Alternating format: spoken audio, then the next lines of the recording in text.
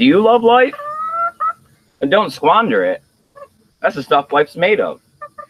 Hey, how's it going? Thanks for joining me for another episode of Bitcoin and Coffee. I'll be your host, Eugene Forrest. So, what are we looking at today with these crazy cryptocurrency markets? Well, looks like we got a little green today. I mean, a lot of us are used to the price of Bitcoin and a lot of these other cryptocurrencies being super volatile and shooting up and down. I mean, double digits in the percentages. I mean, lately we ain't been seeing that. And, a lot of people have been upset about the price of Bitcoin and cryptocurrencies are down. But hey, I'll take slow, steady gains any day. And here we are looking up. We got Bitcoin at 6,400. That's a big plus. We had been down there in the low 6,000s for a while. We got about 0.77% of an increase. As you guys know, I've been driving across the country with my brother to get him here. So I even took that time to take a break from cryptocurrency. Wasn't even looking at the price or what's going on. Dug back into it this little bit this morning. And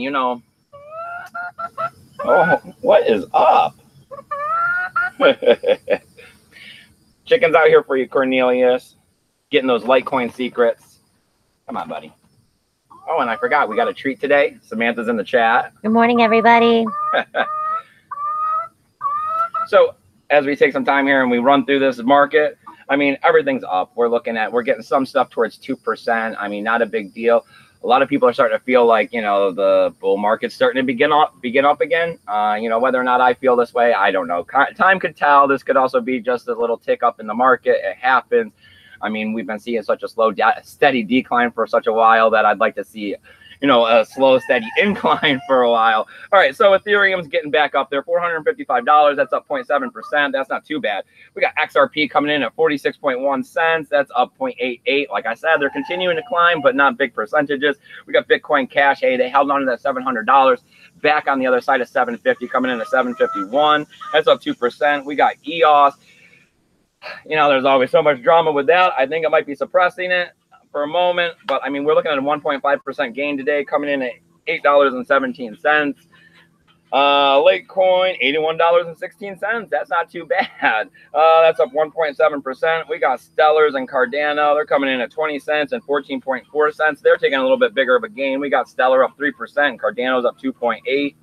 Let's get over here and take a look and see what I got going on with my Steam and Steam-backed dollars. I've been depressed with this price lately, but hey, it's getting up there. I mean, what's this? We're looking at a 0.6 increase. I mean, Steam had a nice 30% shoot up yesterday. Definitely needed that for sure. Coming in at $1.63.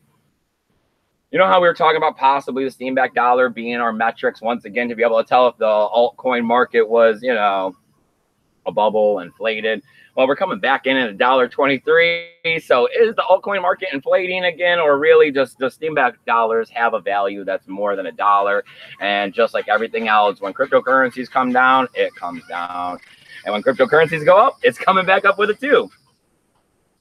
So what do we got going on, Samantha? Is there anybody in the chat? We have Paul saying good morning. Hey, Paul, how's it going, buddy? Thanks for joining me out here today.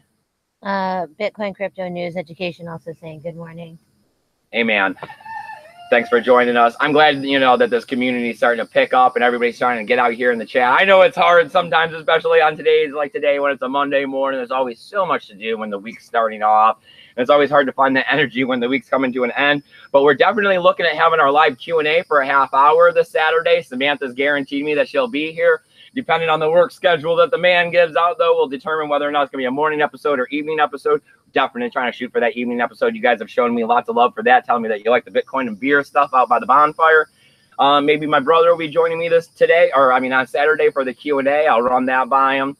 More of just a, newbie with some more questions and stuff and listening in because he doesn't really know all that much about Bitcoin and or cryptocurrency. So, hey, from the outside point of view, maybe he can give us some insight.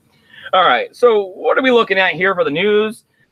Well, you guys are always wanting to know about Tezos. I mean, there's been so much drama with the creators of that and whether or not it's a security and then them adding their know your customer laws. Well, hey, they finally have a beta test net out there. We're looking at about 3 weeks before it's up and working, and you don't mind blocks, you bake them over there. So they're looking at baking starting in 3 weeks. It's more news and it's getting there. I mean, we've been hearing that their engine's been, revving up a bit. They've been moving along. We had been hearing that this was going to be coming out. Well, here we are. Let's see what happens. I mean, We got main nets launching everywhere. I mean, we just seen EOS and all the problems they had. We got Tron happening now. We're looking at Tezos next. The end of 2018 is going to be a big year for all these new blockchains that we're calling like what, the third and possible fourth generation of cryptocurrency, with all their possibly a little closer to more centralized, but definitely have started figuring out a little bit more on the scaling issues.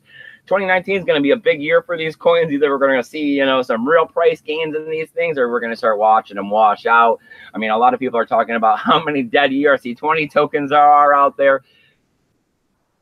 A lot of scammy ICOs. When you say there's an 80% chance that an ICO you're investing in is a scam, I mean, of course the coin's going to wash out. That's why it's a scam. So I'm not sure why people seem so narrow-sighted to realize that there was going to be a big washout here in the cryptocurrency space when these scams ramped up so massively. They have to die, and when things die, you know, there's a time with all the death and decay laying around. That might be what we're going through at the moment.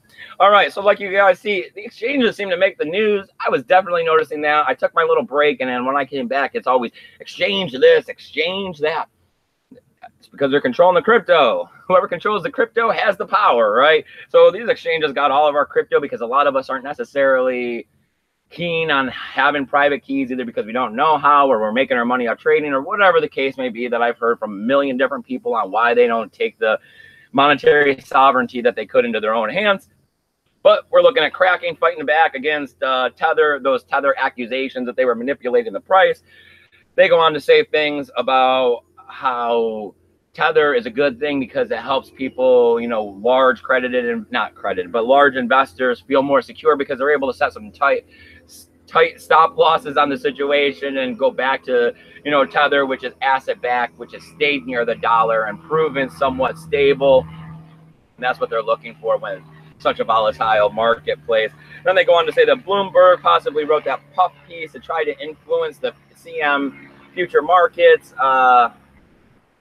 I mean, I'm sure everybody that's kind of a big player wants to get out there and influence the market in some way or another. And we've seen that this space is so small that just randomly a few people are capable of swaying the market just for small periods of time. I don't necessarily think this did much. I mean, when the Tether story broke, a lot of people, you know, were expecting the price to come way down and take a big hit. Never did. I mean, we came down a little bit, but I mean, we didn't see 4,000. We definitely didn't see that $1,000 that James Bond and everybody else was out there talking about, calling for the end of Bitcoin, and everyone shutting off their miners. Still got faith in this, so they can keep fudding it all they want. All right, so we got Coinbase. They're out there. They're going to be opening new offices in Portland, Oregon. Boom, big plus, because they always got customer service problems. I mean, if you've ever had to deal with them on the phone because you got a problem, I've only been down that road once. It sucks. Have fun with that if you get in that situation. But hey, another office is good. 100 new employees in the area, definitely getting people paid in blockchain or into the blockchain businesses and paid. That's a big plus as well. They're saying that they want to join that community because they have a nice open source blockchain community. So, I mean, kudos to the people over there in Portland, Oregon for being accepting of Bitcoin and other cryptocurrencies. All right, so we also got what? BTCC is going to be rolling out with their own coin pairings. It looks like they're kind of just, you know, pivoting here to keep up with the rest of the market. BTCC used to be a big player back in the day. You okay over there, Samantha? You seem to be dancing around. Yes, I had an ant on me. It's always live here at Bitcoin and Coffee. All right, so as you know, BTC, I want to pivot here, try to keep up with the rest of the market. I think they're still a step behind because now we're looking at the new exchanges where they're making these coins and they're trying to do the zero fees. You know, they're trying to pay you their coin for what you're spending in BTC and ETH on these transaction fees, or not transaction fees, but trading fees. So they should kind of skip this model and skip right to the next one if they're going to be doing that. But hey, you never know. These things take off. I mean, look how fast Binance blew up with their coin. I mean, what were they going for last? I seen like $13, $14, yeah. $15, and only the sky to go, right? So, I mean, that's about all I got for the news today. And I mean, when it comes down to it, you just got to keep an eye on the exchange. You know, they're the ones moving all the money. They're the ones playing some shady backdoor deals on occasion.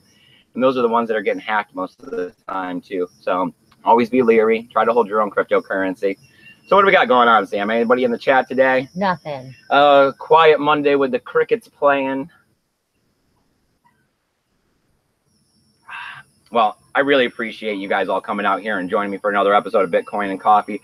As always, I got all kinds of tools, affiliation codes, links down there below, donational addresses, faucets, stuff to help you understand the blockchains, the block, stuff to get you going on Coinbase and everywhere else under the sun around here. And don't forget to check out Bad Bitcoins. It'll help keep you from investing in the bad places that are known scams. All right, as always, come on over to Steam It, upvote my post, comment down below. I'll be upvoting that with my full power. That's one of the best things I can do for you, and that's one of the best things you can do for each other or for me, and we'll take care of each other, right? Anything to say, Samantha? You want to let everybody know that you're here? You've been quiet. I am today. here. No, yes, I am here. That's not much to talk about in the chat. Sorry. All right, you guys. Thanks for joining me for another episode of Bitcoin and Coffee. Remember to keep your BTC safe.